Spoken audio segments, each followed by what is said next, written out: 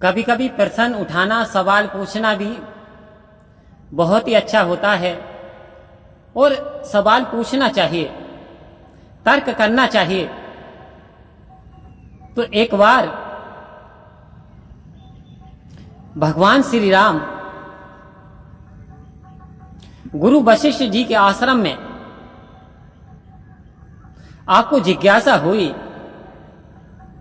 यानी जो समय का अवतार त्रेता युग में आप अच्छी तरीके से जानते हैं भगवान श्री राम का अवतार हुआ, लेकिन सभी ने ये रीत निभाई, सभी ने सतगुरु बनाने की रीत निभाई। यानी जबकि स्वयं मालिक निराकार साकार रूप में आ गया और संत महात्माओं जिज्ञासा जागी तो गुरु वशिष्ठ जी के आश्रम में चल दिए। जाने के बाद देखते क्या है, कुटिया का बड़ा शांत माहौल, आश्रम का बड़ा शांत माहौल, बड़ा सुंदर दृश्य। लेकिन ऋषि जी की कुटिया के पास गए, दरवाजा खटखटाया तो अंदर से एक आवाज आई, कौन? दरवाजे पे कौन है? आओ संत महात्मा एक क्षण के लिए भगवान श्री राम शांत रहे। फिर आवाज आई कि दरवाजे पे कौन है? एक मीठी सी मधुर वाणी के साथ में भगवान श्री राम ने कहा, ऋषिवर मैं यही तो पूछने आया हूं कि मैं कौन हूं। क्या मैं दशरथ का बेटा हूं? क्या मैं राम हूं? क्या मैं शरीर हूं? क्या मैं जीव हूं? क्या मैं आत्मा हूं? मैं हूं कौन? क्या मैं मनुष्य हूं? आओ संत महात्माओं, इतना सुनने के बाद ऋषिवर कुटिया से बाहर निकल करके आए और जैसे ही आए भगवान श्री राम ने हाथ जोड़ करके चरणों में नतमस्तक हुए और कहने लगे, ऋषिवर मैं जानना चाहता हूं मैं कौन हूं। ऋषिवर मुस्कुराए, खुद त्रिलोकीनाथ ये बात कह रहा मैं कौन हूं, खुद समय का जो अवतारी है वो ये कह रहा है मैं कौन हूं। भगवान श्री राम मुस्कुराए, जी हां महात्मा जी मुझे बता दीजिए मैं कौन हूं। जब ये प्रश्न कभी कभी अंदर से उठता है कि मैं कौन हूं, क्या मैं श्यामलाल हूं, क्या मैं रामपाल हूं, यही प्रश्न भगवान श्री राम ने गुरु वशिष्ठ जी से कहा, प्रभु आप ये बता दीजिए आखिर मैं हूं कौन। मैं क्या जीव हूं, क्या आत्मा हूं, मैं शरीर हूं या नाम हूं, मैं प्राकृतिक वस्तुओं से बना हुआ हूं या भौतिकता से बना हूं, मेरा असली स्वरूप क्या है, मैं हूं कौन। ऋषिवर मुस्कुरा रहे हैं भगवान श्री राम के वचन सुनकर के और कह रहे, राम तुम तो दशरथ के बेटे भी हो। तो ऋषिवर ने कहा, एक राम दशरथ का बेटा, एक राम है घर घट घट बैठा, एक राम है जगत पे पसारा, एक राम है जग से न्यारा। कह रहे राम तुम ही तो दशरथ के बेटे हो, एक राम। अब यहां डिफर्स हो जाता, लोग कहते हैं एक राम दशरथ के बेटे थे, एक घट घट में बैठे थे, एक जगत से पसारे, एक जगत से न्यारे हैं।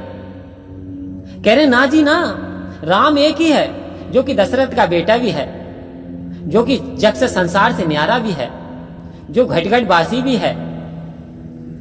कह रहे राम एक ही है। हे राम आप कोई साधारण नहीं हो, आप कोई साधारण नहीं हो, आप स्वयं परमात्मा हो। स्वयं अवतारी तो थे, कह रहे स्वयं परमात्मा हो, आप साकार रूप में निराकार का साकार हो।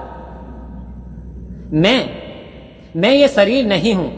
अब कहने लगे मैं जगदीश सैनी, लगा दिया, ये सामाजिक नाम हो सकता है, लेकिन खाली यदि जगदीश लगाएं जगतधीश तो ईश्वर के नाम के लिए आता है। लेकिन समझना होगा कि आखिर ये मैं जब शरीर के समाप्त होने के उपरांत शरीर समाप्त हो जाता है, आओ संत महात्माओं, लेकिन शरीर चल फिर नहीं सकता। किसके कारण? क्योंकि अब जो ये रूप था, अब जो ये नूर था, अब जो ये उजाला था, अब जो ये परमात्मा था, अब ये जा चुका है। यानी इस शरीर को लिमिट के लिए मिला था, शरीर को छोड़ दिया है। और संत महात्माओं मनुष्य लाइफलेस हो जाता है। तो भगवान श्री राम ने कहा मैं कौन हूं, तो ऋषिवर ने कहा आप स्वयं पारब्रह्म परमात्मा हो।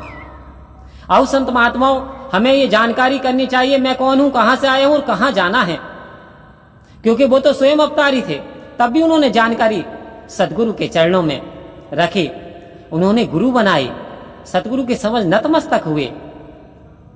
कहा कि गुरु के वचन पे चलना है मुश्किल, मगर चलने वाले ने पाई है मंजिल। तू चलना मेरे मन गुरु के सहारे, और यहीं पे मिलेंगे तुझे भी किनारे। कह रहे हैं यदि सतगुरु के वचन का पालन करते हैं, संत मति को अपना लेते हैं, तो भव से बेड़ा पार हो जाता है।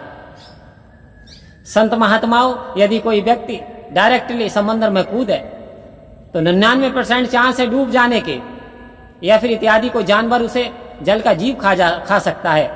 लेकिन वही व्यक्ति यदि नाव का सहारा ले, यदि जहाज का सहारा ले, तो 99% चांस हो जाते हैं उसे भवसागर से पार होने के।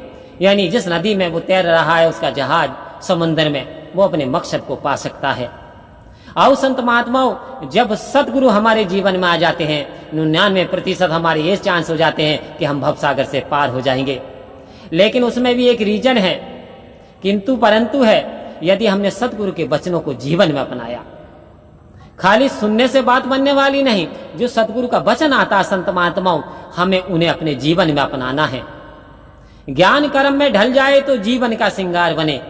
सतगुरु कह रहे हैं ये जो ज्ञान है ये हमारे कर्म में ढल जाए तो हमारा जीवन जो निखर जाएगा, फिर बिखरेगा नहीं, जीवन निखरेगा, फिर उलझेगा नहीं, जीवन सुलझेगा, फिर महक आएगी, फिर चमक बढ़ेगी, फिर सतगुरु की कृपा बरसेगी।